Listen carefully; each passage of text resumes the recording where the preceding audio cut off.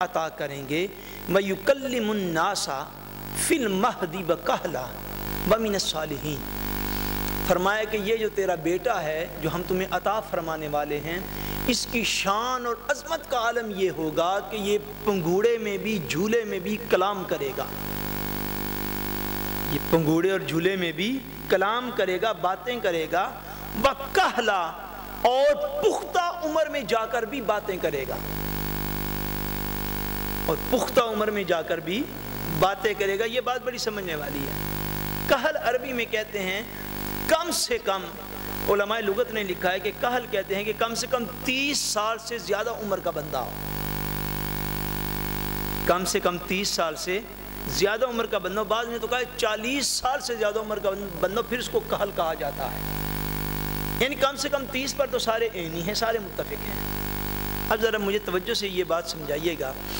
بچہ اگر بات کرے 2-3 دن کا اور بات کرے بالکل جوانوں کی طرح، یہ تو ہو گئی شان۔ یہ کیا ہو گئی؟ یہ شان ہوئی یا نہ ہوئی؟ بولیے بھائی، آپ تو جواب دیں۔ ایک چھوٹا بچہ 2-4 دن کا وہ بات اس طرح کرے جیسے 25-30 سال کا بندہ کرتے، تو وہ اس بچے کی شان ہوئی کہ نہ ہوئی؟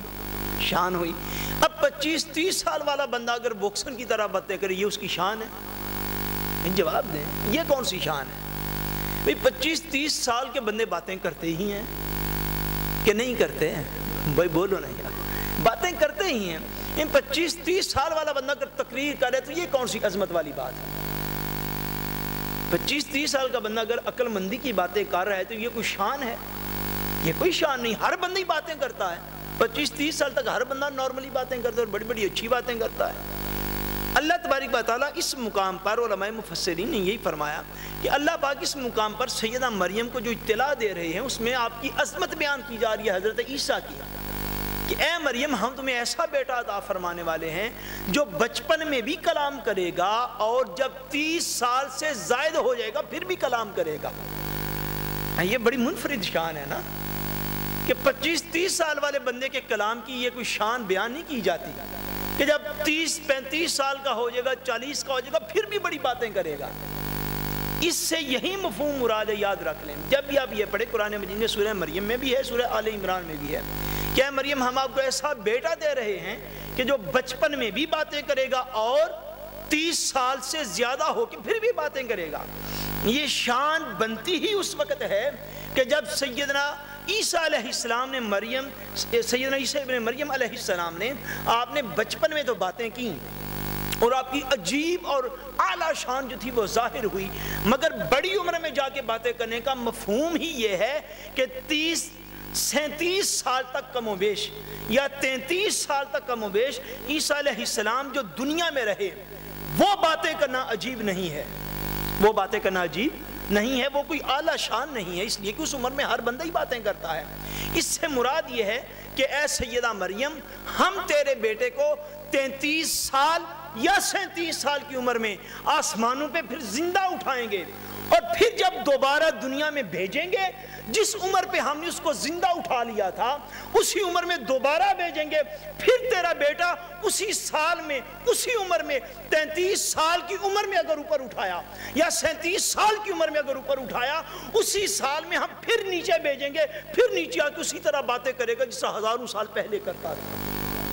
یہ مفہوم ہے کہ وَقَهْلًا، کہ پختہ عمر میں ہو کے پھر بھی باتیں کرے گا، پختہ عمر کا ہو کے پھر بھی باتیں کرے گا۔ مراد یہ کہ ہم اس کو اسی عمر میں پھر زمین پر اتار دیں گے، وہ پھر لوگوں سے اسی طرح باتیں کرے گا جس طرح ہزاروں سال پہلے دنیا میں لوگوں سے باتیں کرتا تھا۔ تیسری دلیل جو اللہ تبارک و تعالیٰ نے واضح طور پر قرآن مجید میں اس کے لیے اتاری ہے کہ حضرت سیدنا عیسیٰ علیہ السلام جو ہیں وہ دوبارہ زمین کے اوپر تشریف لائیں گے۔ خالق کائنات نے یہ سورہ الزخرف ہے، اس کے اندر بھی کئی آیات کے اندر حضرت عیسیٰ علیہ السلام کا واقعہ جو ہے وہ بیان کیا۔ اللہ تبارک و تعالیٰ اس مقام پر ایک خاص علامت بیان فرماتے ہیں، بڑی خاص، فرمائے وَإِنَّهُ لَعِلْمٌ لِلسَّاعَةِ، فرمایا اے لوگو، یہ جو ہیں سیدنا عیسیٰ علیہ السلام، سیدنا عیسیٰ علیہ السلام فرمایا وَإِنَّهُ بے شک وہ، یعنی عیسیٰ علیہ السلام، پیچھے عیسیٰ علیہ السلام کا ذکر آ رہا ہے 4-5 آیات میں، فرمایا وَإِنَّهُ لَعِلْمٌ لِلسَّاعَةِ، فرمایا یہ جو عیسیٰ ہے یہ قیامت کی نشانیوں میں سے ایک نشانی ہے۔ عیسیٰ علیہ السلام فرمایا قیامت کی نشانیوں میں سے ایک نشانی ہے، فَلَا تَمْتَرُنَّ بِهَا وَاتَّبِعُونَ، فرمایا اے سننے والو اس بات میں کبھی بھی شک نہ کرنا،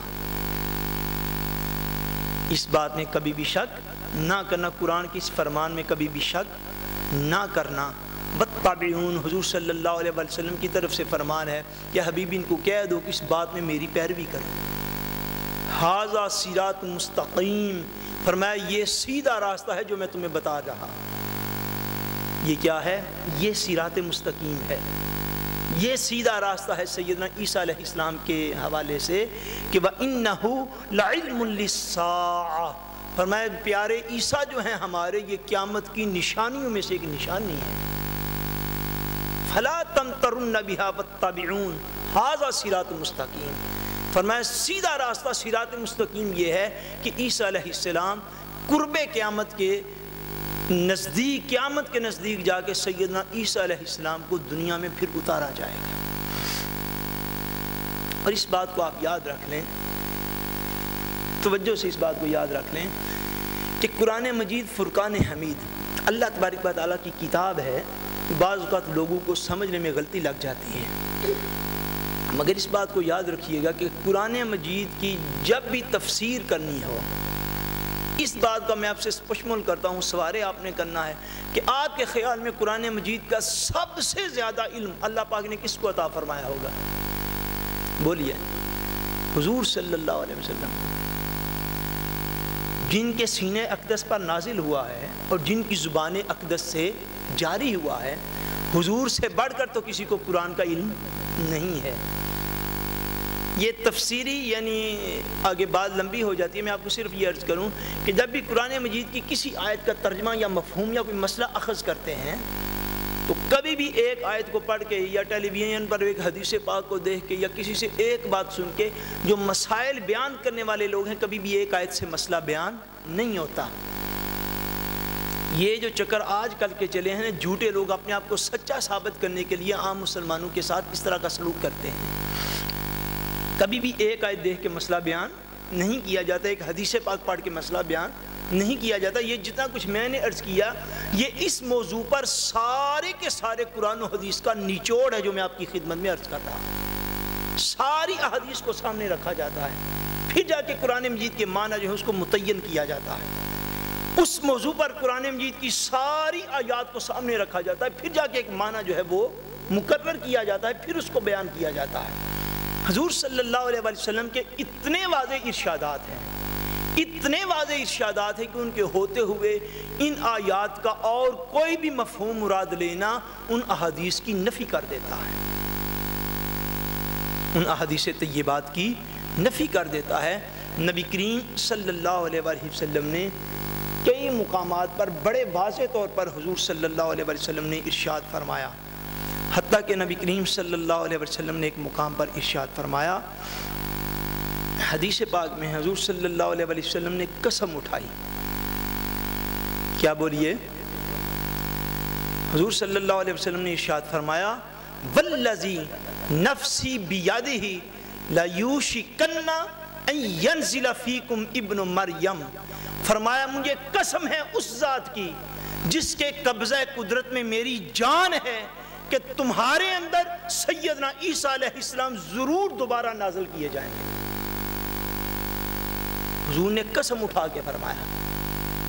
اور یہ حدیث پاک جو ہے یہ بخاری اور مسلم شریف کی متفق علیہ حدیث پاک ہے، اور یہ الفاظ بخاری شریف کے جو میں عرض کر رہا ہوں۔ فرمایا حضور نے کہ مجھے قسم ہے اس ذات اقدس کی جس کے قبضہ قدرت میں میری جان ہے کہ تمہارے اندر سیدنا عیسیٰ ابن مریم علیہ السلام کو ضرور بھی ضرور دوبارہ نازل کیا جائے گا۔ سیدنا عیسیٰ علیہ السلام دوبارہ جو ہے وہ اس روئے زمین کی طرف نازل کیے جائیں گے۔